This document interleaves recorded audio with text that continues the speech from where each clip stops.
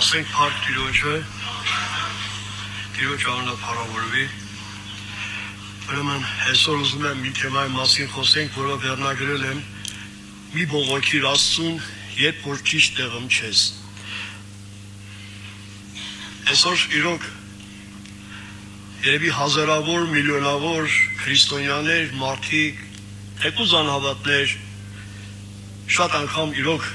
բողոք են բարձրացնում Աստծուն, կրկնջալով, բողոքելով, կարծես թե Աստված մեղավոր է, երբ որ ինքը սխալ որոշումներ է կայացրել, երբ որ ինքը սխալ հաշվարկներ է արել, երբ որ ինքը ճիշտ տեղում չի։ Իրոք շատ բողոքներ կան, երևի թե շատերը չեն համարձակվում հստակ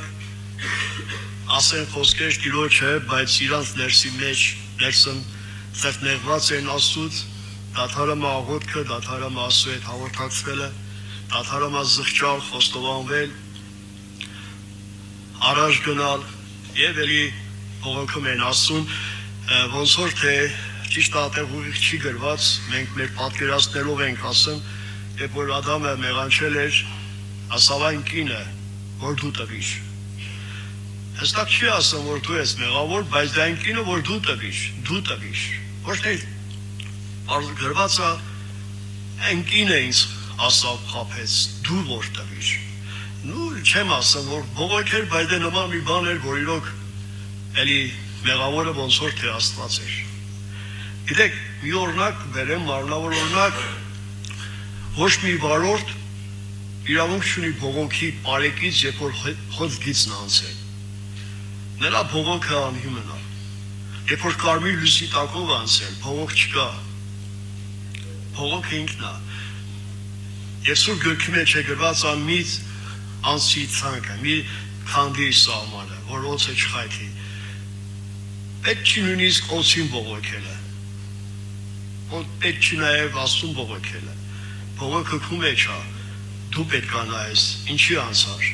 Տիրոջ անունը փառավորվի։ Եսայի մարգարեության մեջ 59-րդ գլխի մեջ գրված է, ասում է չկա արդարության բողոք անող։ 59-րդ գլխի մեջ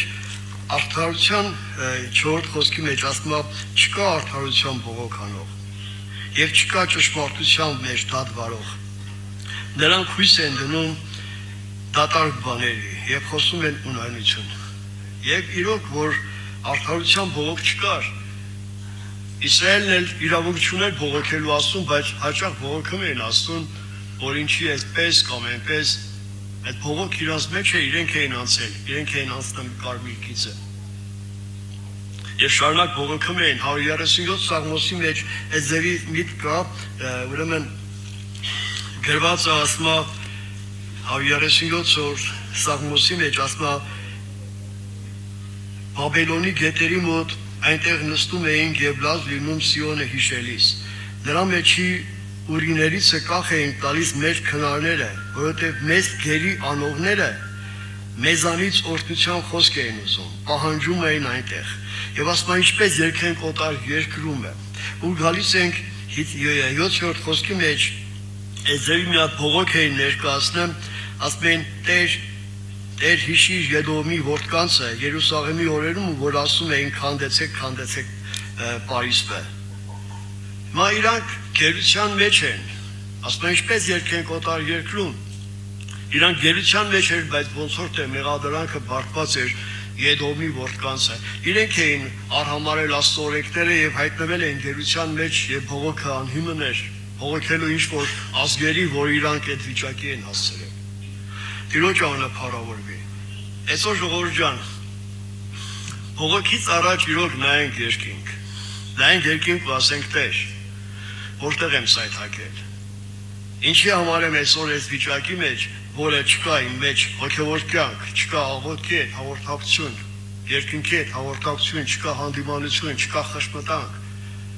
չկա ցանկություն փառաբանելու։ Որտեղ ենք կորցրել։ Եվ պետք է այսօր ճիշտ ժամանակին վերականգնենք Աստծո ժողովուրդը։ Որովհետև այսօր մենք կբողոքենք, բայց երբ որ կանենք Աստծո առաջ, Աստված եւ շատ բաներ մեզ ցույց կտա կապացի, որ քո բողոքը այսպես էր։ Եբրայեցիների թղթերի մեջ գրված է դեպի խոսք, ես չգիտեմ, քանի որ այնտեղ գրված է անցյալ կատարյալով, ասма այրուն թափելու չափ պատերազմելով հակառակ չկեցակ։ Ես միշտ այդ բարի վրա մի փոքր ավելի շատ խորանում եմ եւ մտածում, թե մի հատ կարեւոր միտք կա։ Չի ասեն այրուն թափելու չափ պատերազմելով հակառակ կեցեք։ Չկեցակը գիտեք ինչի համար է չկեցակը։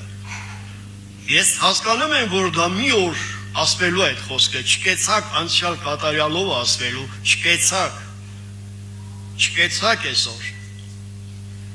Այդ խոսքը այսօր չի ասվում, մի օր պիտի ասվի։ Եվ մեր բողոքները, երբ որ այսօր կան, մի օր փորձենք բողոք անելու, Աստված պիտի ասի, դու այրուն թափելու չափ չկեցար։ Դու ուղղակի ուզում էիր։ Բայց պատերազմը ուզելով չի, պատերազմը այրուն թափելով է։ Ոչ իրական ուղիղ։ Տիրոջ անապարավորվի։ Եվ ուզում եմ կարդանք մի հատված առաջի թագավորաց գրքի մեջ մի բողոք, որը ճիշտ չէր այդ բողոքը, եւ հետո կնայենք երկու բողոքների սուրբ գրքի մեջ, որ փառք Աստծո այդ բողոքները ճիշտ ժամանակին որոշում կայացվեց եւ լուծվեց ամեն խնդիրը։ Ուրեմն կարդում ենք առաջի թագավորաց 28-րդ գլխի մեջ այն պահը այն հատվածն էր, որ Սավուղը բողոքի ձևի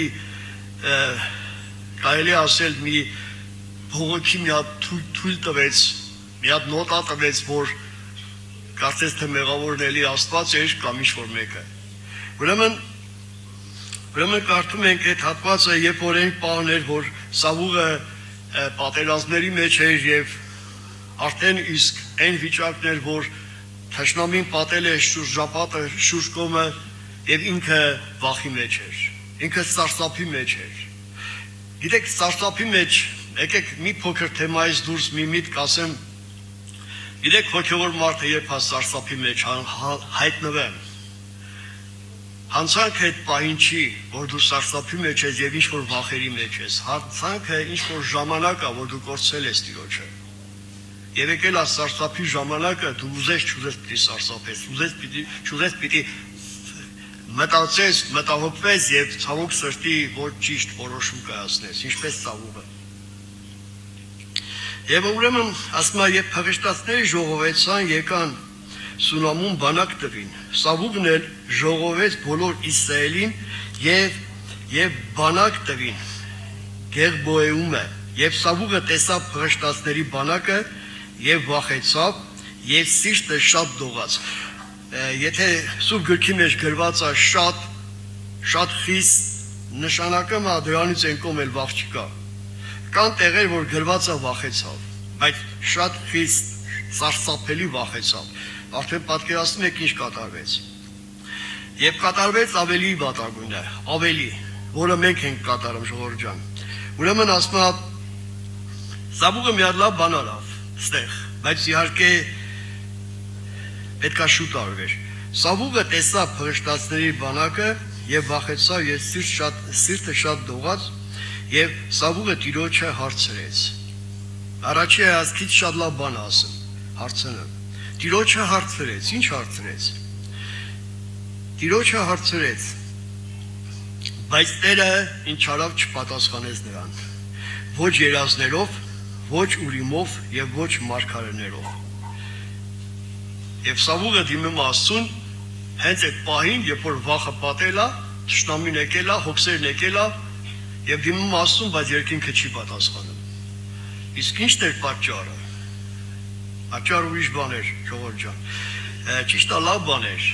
Մենք էլ ենք հաճախ, ոչ թե հաճախ, մենք էլ ենք դիմում Տիրոջը ինչ-որ վիճակներում, բայց երևի թե մտածում ենք իրոք երկինքը պատասխան չի տալիս։ Ես կարծում եմ, որ Սավուղը դիմում էր Աստծուն, որ Տեր օգնի, այս հոգսերը պատել են, ես այս վիճակից պետք է դուրս գամ։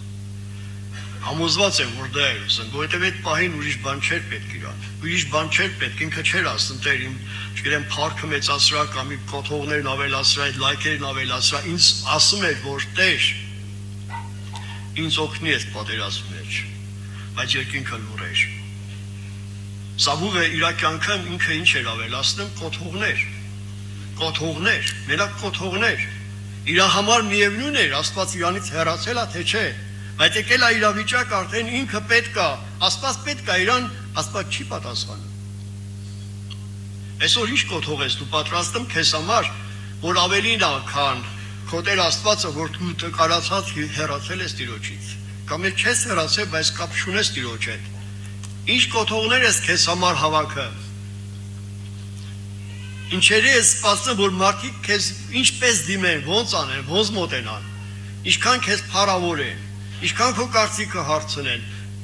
Այսօր քո իրականը խնդիրը նա է, որ փնտրես Տիրոջը, ոչ թե ավելացնես այն, որ քեզ պետք չի դա, որ նա քեզ ավելի պիտի հեռացնի Տիրոջից։ Ինչ է այսօր քեզ պետք։ Այսօր քեզ նա է պետք, որ մի օր պետք է քո նեղ ժամանակ քո կողքին կանգնի, փնտրիր դու նրան։ Իր անունը Հիսուս է։ Մենք փնտրում ենք հաճախ մի բան, որ ունայնություն է։ Ինչպես նայեցինք Եսայի 5:9 գլխի մեջ, ունայնություն են փնտրում, դատարկ բաներ են փնտրում եւ անիմաստ փողոք են բարձրացնում, Տեր ուր ես։ Եվ Սավուղը ասում է, այն ժամանակ Սավուղը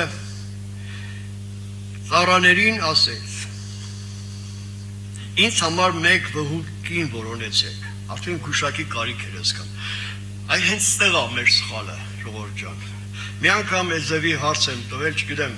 մտածում ենք, ես հարց տվի հիշում եմ, դες հիշում եմ, որ ասի կա հոգևոր մարդ, որ այսօր գուշակի մոտ ա գնում։ Երևի չկան, վհուկի մոտ ա գնում, երևի չկան, բայց հիմա նայենք, որ հաճախ ենք գնում, ամեն օր։ Մեզ թվում է, որ իրոք ֆիզիկապես մենք չենք գնում աղնայողների մոտ։ Ում ես դու դիմել։ Երբ որ քո մարմնին, քո հին էությանը, քո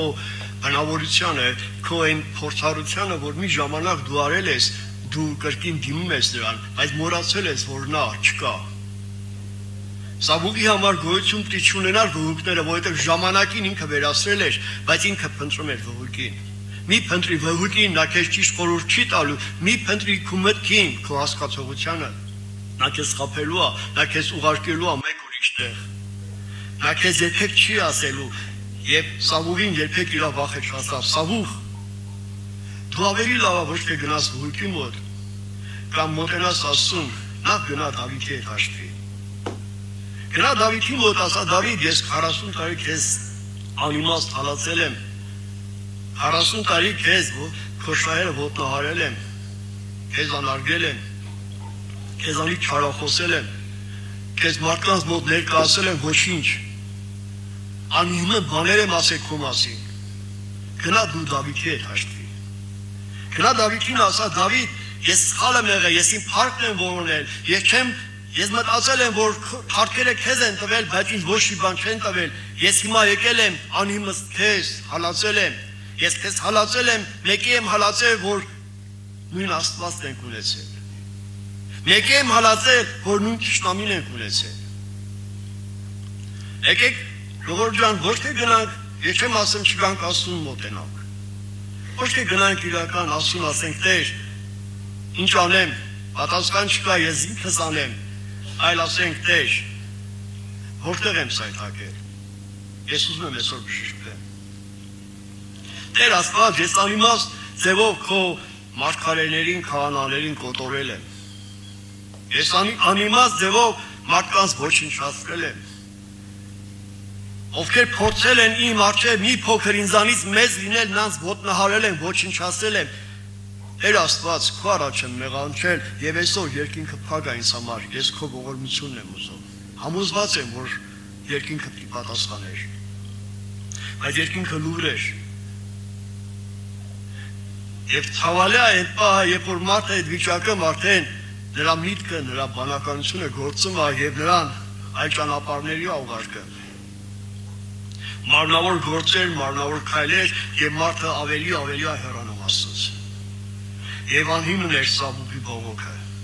Սավուղը դիմեց վհուկին։ Եվ գիտեք, ավելի խայտարակ ձևով դիմեց։ Շատ ամոթալի ձևով դիմեց։ Գիտեք ինչ արավ։ Եվ այսօր, եւ չգիտեմ, Աստված չանի, որ մենք նույն ձևի ենք դիմում։ Գիտեք ինչ արավ։ Սավուղը ստիպված իր հանդերձները փոխեց։ Սավուղը գիտեք որ հանդերձը փոխեց, որ թագավորական էր, որ Աստված էր նրան տվել։ Ճիշտ աղոթությունը գնացել էր, բայց կարել էր վերական, բայց ինքը չէր ուզում։ Ինքը հարմարվել էր առանց Աստծու գործելու։ Եվ ասма իր թագավորական հանդերձները փոխեց։ Հակավ չգիտեմ ինչ հանդերձներ էր, գնաց որ վհուկը չճանաչի իրան։ Մի փոխիր քո պատմությանը Աստծո զավակ, դու Քրիստոս ունես քո մեջ։ Մի հանի Քրիստոսին քո մեջից։ Մի հանի, մի ունայնացի, ինչ վիճակում է լինես, թեկուզ մեռնես։ Հայտնության գրքի մեջ ասма 12 գլուխն է, եթե չեմ սխալվում, ասма նրանք հաղթեցին գառնուկի այրումով, վկայության խոսքով եւ իրենց կյանքը չասիրեցին մինչև չես մեռնելու։ Դու ասա չեմ մեռնելու, ես պիտի ապրեմ եւ Տիրոջ գործերը պատմեմ, բայց եւ Տիրոջը չեմ ուրանալու։ Քրիստոսին վրայից չեմ անելու, որովհետեւ նա է իմ պաշտպանությունը, նա է իմ շնորհքը։ Բայց հաճախ մարդիկ իջնում են, մարդիկ նվաստանում են, ցածրանում են, հանում են իրենց վրայի այն հագուստը, որ ոսությունն է, դա Քրիստոսն է։ Հռոմեացիների 13 գլխի մեջ գրված է եւ Քրիստոսին հագեք եւ մարմնի համար խնամք մեկ տանի դեպի ցանկություն, դեպի մեղքի։ Հագեք եւ մեկ անի։ Նոր մարդ հագեք, նա է մեր պաշտպանությունը։ Տիրոջ անունը փառավորվի։ Եվ Սամուելը հանեց իր հանդերձները։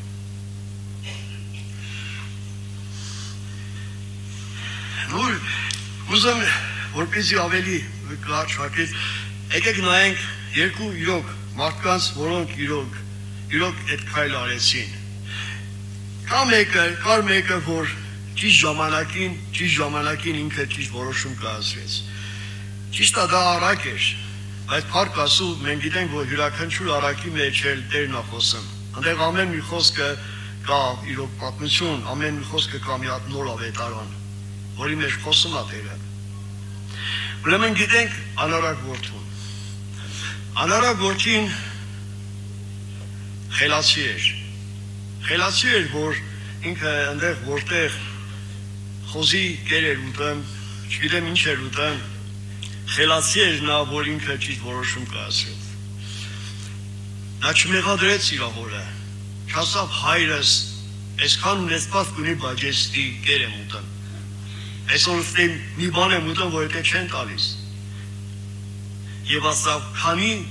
ծառաներ ունի իմ հայրը, գնամ ասեմ, հայր, մեղանչեցի երկնքի ու քո առաջ։ Դա ճիշտ որոշումն էր։ Այսօր եթե մենք ճիշտ տեղում չենք, եկեք չփողոքենք Աստծուն, հետ դառնանք Տիրոջը։ Ամեն, հետ դառնանք Տիրոջը, ինքը ողորմած Աստված է։ Ինչի մեջ էլ կաս, որ մեղքերի մեջ էլ կաս, միևնույն է ինքը ողորմություն է տալու քեզ։ Փառք Աստծո այդ որդու համար, որ ինքը գնաց ասավ հայր մեղանչել եմ, ես այլևս արժանի չեմ, մեղանչել եմ, սա ճիշտ որոշում էր, սա իրական որոշում էր, ճիշտ զղջում էր ժողովուրդ ջան, նա մեղադրանք չէր, ինքը գիտեր, որ ինչի համար ատեղ հայտնվել։ Գիտեք, Էզևի մի օրինակ, ես չգիտեմ ինչքանով է ճիշտ, դա ասվում է, ես չեմ կարող հաստատեմ, ուրեմն բժիշկներն ասում են, եթե օրինակ գիտենանք այս ինչ հիվանդությունը ինչի համար է սկսվում, դրա ելքը մենք, դրա դեղամիջոցը ես գտնենք։ Հիվանդություն կա, որ ասենք չգիտեն ինչի։ Գիտեք, ամենակարևոր բանը դու միշտ հիշի, որտեղից ես ընկել։ Ինչ ես արել, որ ընկել ես, եթե դու դա գիտակցես, երբեք դու այդ քայլին չես դիմի։ Եվ երկրորդ մարդը, որ կար, որ իրոք ճիշտ ներկայացրեց, իրական վիճակը ճիշտ ներկայացրեց, դա ավազակն էր։ Այն ավազակը, այն մյուս ավազակը ինչ էր ասում, եթե դու Աստծո որդի ես, իջիր եւ մեզ էլ իջացրա։ Բայց այն ավազակը, որը խաչի վրա էր, ասավ, միթե Աստծուց չես վախենամ։ Տեր, նա ասավ, միթե Աստծուց չես վախենամ, որովհետեւ Մենք մի հանցանքի մեջ ենք, որ արժանի ենք դրան։ Նա չփողոքեց խաչի վրա, այլ ասավ հիշի Տեր, հիշի երբ որ թագավորությունով գաս։ Տիրոջ անունը փառավորվի։ Ասենք փառք Աստծուն ժողովուրդ ջան, որ Աստված ողորմած Աստված է։ Ինչ վիճակի մեջ էլ այսօր կաս, նա քեզ օգնության ձեռք այսօր մեկնեմ։ Նա քեզ կանչում է, ասում է, ես կարող եմ քեզ մաքրել, ես կարող եմ քեզ բժշկել։ Միայն թե զղջա, միայն թե հասկացի, որ դու ճիշտ ճանապարհ ես, սխալ ճանապարհ ես ընտրել։ Հասկացի, որ ցանկը տրորել ես, հասկացի, որ հոց գիծ ես անցել, կարմիր գիծ ես անցել, մի մեղադրի, այլ նայիր երկինք։ Աստծո անունը փառավորվի։ Ամեն։ Կանգ աղոթքով